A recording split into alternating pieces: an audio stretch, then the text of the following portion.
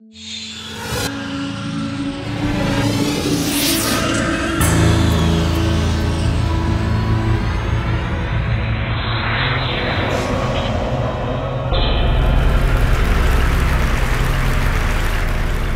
idea behind the Stuxnet computer worm is actually quite simple. We don't want Iran to get the bomb. Their major asset for developing nuclear weapons is the Natanz uranium enrichment facility. The gray boxes that you see, these are real-time control systems.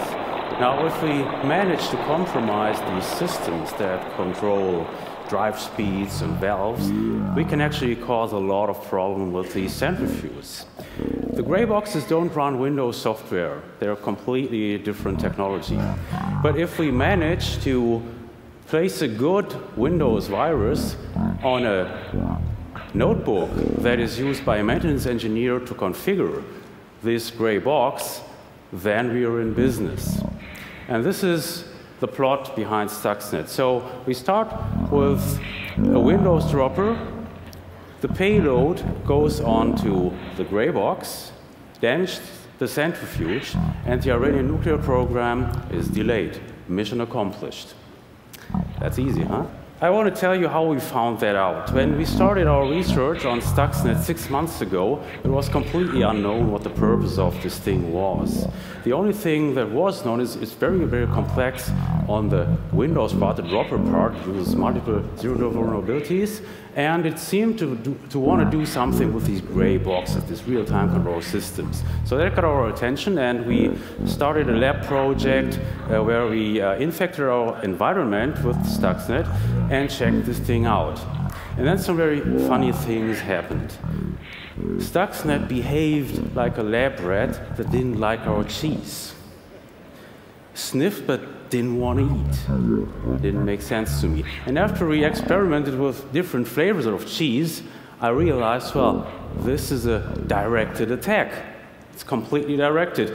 The dropper is probing actively on the gray box if a specific configuration is found, and even if the actual program code that is trying to infect is actually running on that target. And if not, Stuxnet does nothing.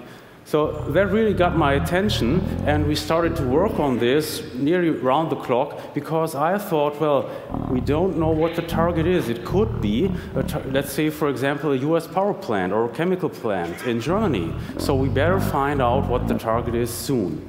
So we extracted and decompiled the attack code, and we discovered that it's structured in 2 digital bombs, a smaller one and a bigger one. And what we also saw that they are very professionally engineered by people who obviously had all insider information. They knew all the bits and bytes that they had to attack. They probably even know the shoe size of the operator, so they know everything. And if you have heard that the dropper of Stuxnet is complex and high-tech, let me tell you this. The payload is rocket science. It's way above everything that we have ever seen before.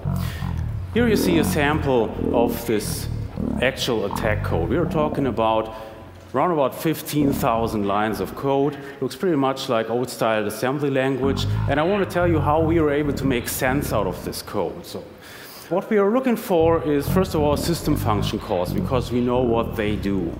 And then we are looking for timers and data structures and try to relate them to the real world, to potential real-world targets.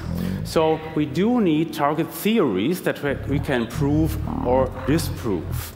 In order to get target theories, we remember that it's definitely hardcore sabotage, it must be a high-value target, and it is most likely located in Iran, because that's where most of the infections had been reported.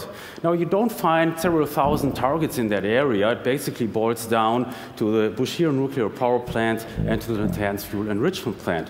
So I told my assistant, get me a list of our centrifuge and power plant experts from our client base. And I phoned them up and picked their brain in an effort to match their expertise with what we found in code and data.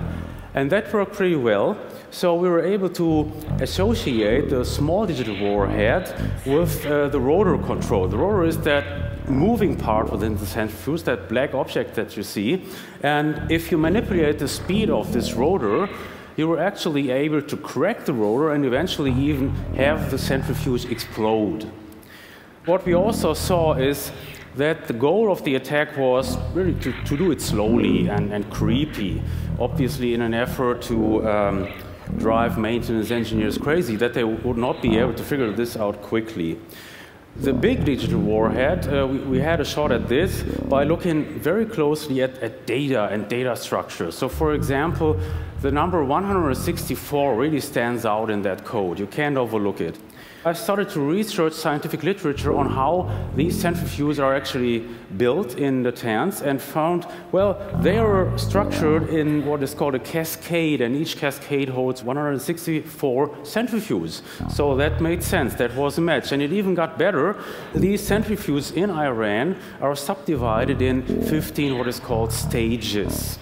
And guess what we found in the attack code? An almost identical structure. So again, that was a real good match, and this gave us very high confidence what we were looking at. Now, don't get me wrong here, it didn't went like this. So these results have been obtained over several weeks of really hard labor, and we often went just into a dead end and had to recover. Anyway, so we figured out that both digital warheads were actually aiming at one and the same target, but from different angles. The small warhead is attacking one cascade and spinning up the rotors and slowing them down, and the big warhead is talking to 6 cascades and manipulating valves. So now we are very confident that we have actually determined what the target is. It is Natanz, and it is only Natanz, so we don't have to worry that other targets might be hit by Stuxnet. Here's some very cool stuff that we saw. Really knocked my socks off. Down there is the gray box, and on the top you see these centrifuges. Now what this thing does is it intercepts the input values from sensors. So for example, from pressure sensors and vibration sensors. And it provides the legitimate program code, which is still running during the attack, with fake input data. And as a matter of fact, this fake input data is actually pre-recorded by Stuxnet. So it's just like, you know, from the Hollywood movies, where during the heist, the observation camera is fed with pre-recorded video. That's cool, huh? The idea here is obviously not only to fool the operators in the control room. It actually is much more dangerous and aggressive. The idea here is to circumvent a digital safety system. We need digital safety systems where a human operator could not act quick enough. So for example, in a power plant, when your big steam turbine gets to overspeed, you must open relief valves within a millisecond. Obviously, this cannot be done by a human operator. So this is where we need digital safety systems. And when they are compromised, then real bad things can happen. Your plant can blow up, and neither your operators nor your safety system will notice it. That's scary. But it gets worse. And this is very important, what I'm going to say. Think about this. This attack is generic. It doesn't have anything to do in specifics with centrifuges, with uranium enrichment. So it would work as well, for example, in a power plant or in an automobile factory. It is generic. And you don't have, as an attacker, you don't have to deliver this payload via a USB stick, as we saw it in the case of Stuxnet.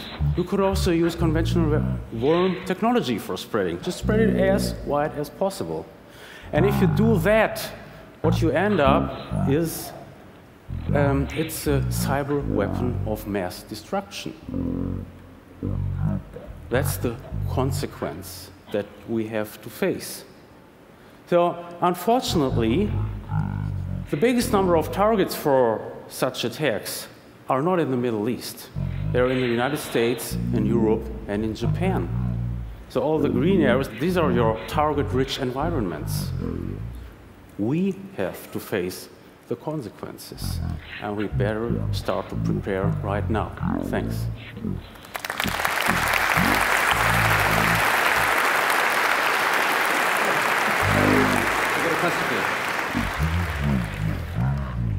Ralph, it's been quite widely reported that people assume that Mossad is the main entity behind this. Is that your opinion? Okay, you really want to hear that, yeah? Okay. My opinion is that the Mossad is involved, but that the leading force is not Israel. So the leading force behind that is the cyber superpower. There is only one, and that's the United States. Fortunately, because otherwise, problems will be.